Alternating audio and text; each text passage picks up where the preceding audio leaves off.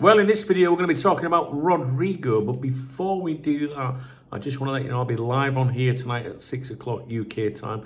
I did float it yesterday that I might do one yesterday, but I didn't. But yeah, today is scheduled and confirmed. So if you're not doing anything and you want to come along for a chat about all things LFC, I'll be here at 6. Okay, I saw something from Guillem Balaguer today, which I thought you might find of interest.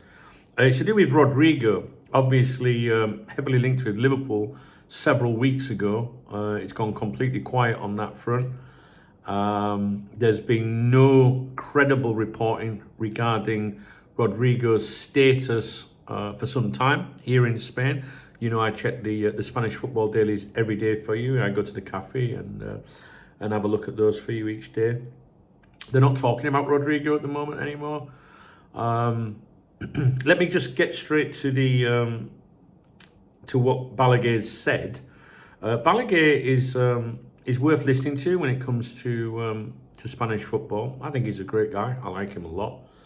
But one thing I must say about Balaguer is, and this was very notable when Rafa, as Tom Hicks would say, when Rafa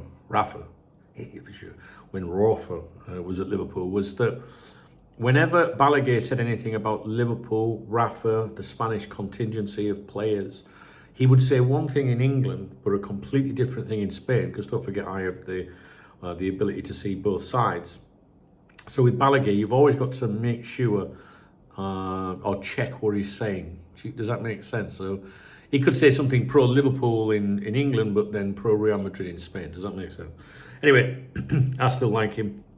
And anyway, basically he said, now that City have decided to keep Savinho, the option of Rodrygo going to City is over. Rodrygo has not told Real Madrid he wants to leave. There has been 0 offers for him at this point. Real Madrid is asking for 100 million euros, but closer to the end of the market, they would accept less. And then he's put in brackets 60 to 70 million euros. But as it stands, nobody expects him to leave. Now, 60 to 70 million euros is 50.7 million pounds to a top end of 59.2 million pounds. So 60 million pounds possibly. Real doubt Rodrygo would accept an offer from Newcastle if it ever arrived. And Real insist Arsenal have not made an approach at this point.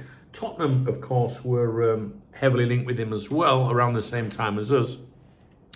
In fact, the reporting out here was that 12 clubs were trying to sign him, but not one club has made a bid for him. So it makes you wonder how sincere or genuine, authentic those claims were. I think he has a bit of a complicated situation with his representation in terms of who's representing him.